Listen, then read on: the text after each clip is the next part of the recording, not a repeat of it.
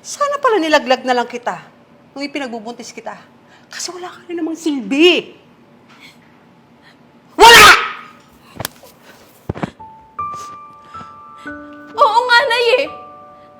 Dapat pinalaglag mo na lang ako.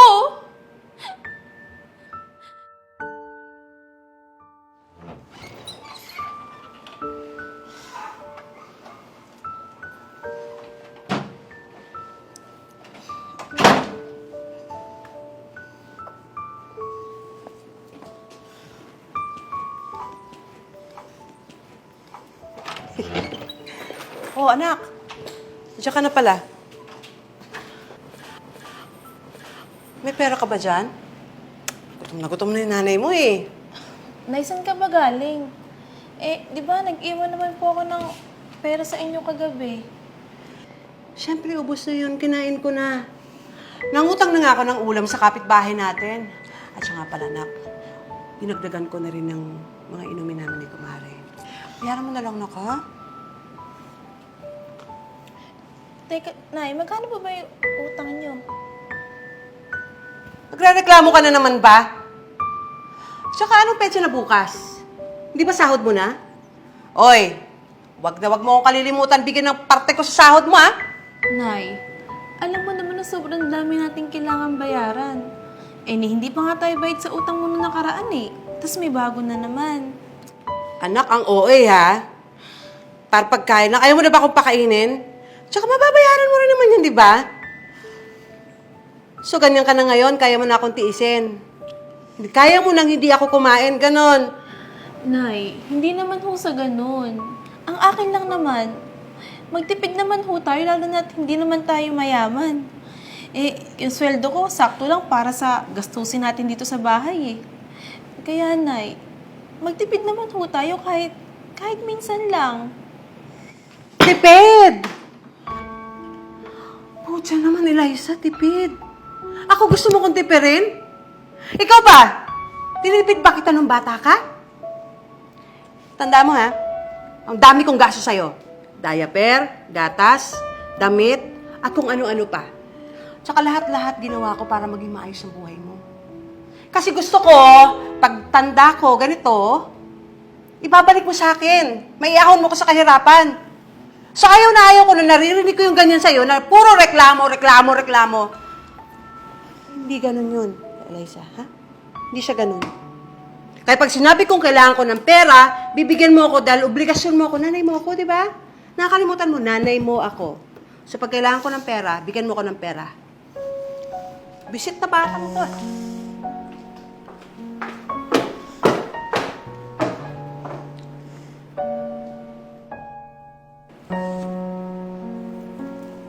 Oras na ba?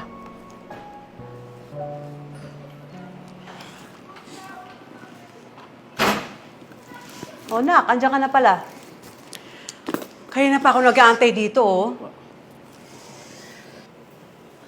Oh, Sensya na, Nay. Nag-overtime po kasi ako sa trabaho eh.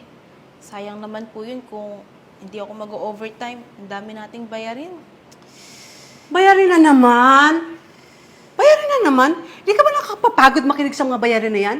Ako talaga rin na ako sa mga salitang bayarin na yan. Ibigay mo na lang sa akin yung parte ng sahod mo dahil birthday ng kumari ko, nakakahiya naman ko siya manlibre, so ako manlilibre. Kaya, ibigay mo na sa akin ang parte ng sahod mo. Nay, manlilibre ho kayo? Eh, halos hindi na tayo makakain dito eh. Drama mo, ah. Siyempre, kailangan ko ilibre sila.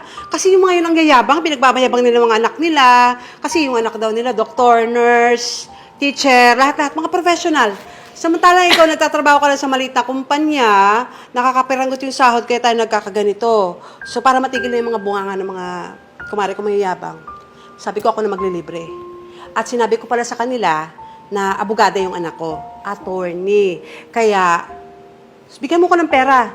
Nakaya naman kasi pagyabang ka dahil hindi ka man na nakapagtapos. Sa akin na. Nay, di ba nagbigyan na ako sa'yo ng isang araw?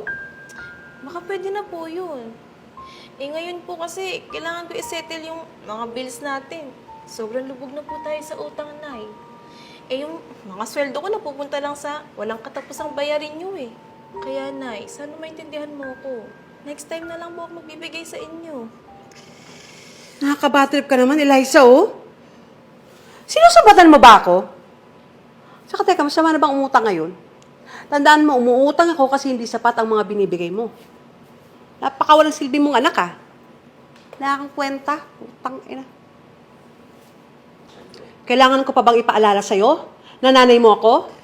At may obligasyon ka sa akin bilang anak ko. Kasi nanay mo ako, di ba? Nanay mo ako. Mabuti pa yung ibang anak dyan, nagbibigay ng kusa ng pera sa magulang nila. Para may pakita na nagpapasalamat sila dahil isinilang sila sa mundong ito. Ikaw, mukhang sayang naman yung pagpapalaki ko sa'yo. Eliza! Alam mo, akala ko ikaw mag-aahon sa akin sa kahirapan. Pero alam mo, isa ka rin sa nagpapasaktang ulo ko. Sana pala nilaglag na lang kita nung ipinagbubuntis kita. Kasi wala ka rin namang silbi. Wala! Oo nga, Nay eh. Dapat pinalaglag mo na lang ako. Bakit, Nay? Hiningi ko bang mabuhay sa mundong to? Bakit parang kasalanan ko na nandito ako ngayon? Opo, nagpapasalamat ako na binuhay niyo ako at utang na loob ko po yun sa inyo. Pero, Nay, minsan tinatanong ko po yung sarili ko. Kung bakit ba ako nandito? Kung bakit ba ako naging anak niyo? Lagi niyo pinapamukha sa akin na wala akong kwentang anak. Pero, Nay, ibinibigay ko naman yung mga luho niyo, ah. Hindi ba ako ba sapat? Buong buhay ko po, iginugol ko sa pagtatrabaho dahil sabi niyo, obligasyon ko kayo bilang nanay ko. Dahil sabi niyo, kailangan kong ibalik lahat ng gastos niya sa akin simula pagkapanganak niya sa akin, Nay.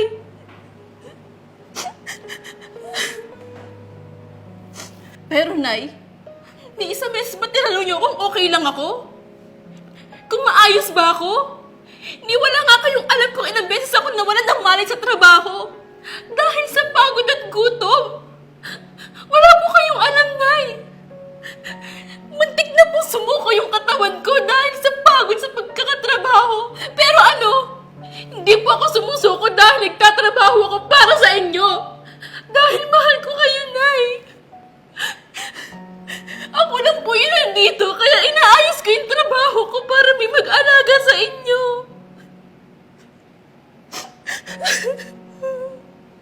Anak, hindi ko alam yun. Wala ka naman sinasabi sa akin. Nay, wala po kayong alam dahil wala kayong pakialam sa akin.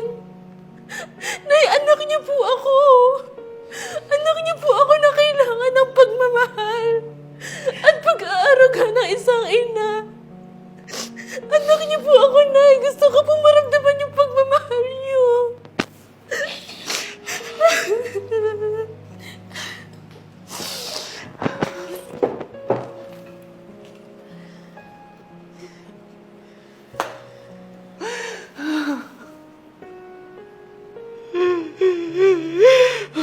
Baka walang matawin.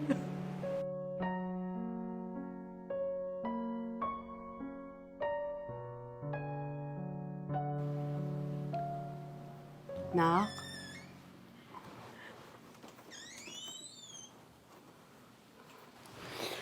Anak? Okay ka lang ba? Anak, pasensya ka na. Sa sobrang gusto kong mapaganda yung buhay ko, hindi ko na namamalaya na pinahihirapan kita. Hindi kita dapat pinagmalupitan o ikinumpara sa ibang mga anak. Dahil kung tutuusin, napakaswerte ko. Ina, para magkaroon ng isang anak na katulad mo. Anak na kumakalinga, nag-aalaga, at nagpapasensya sa isang makatang inang katulad ko.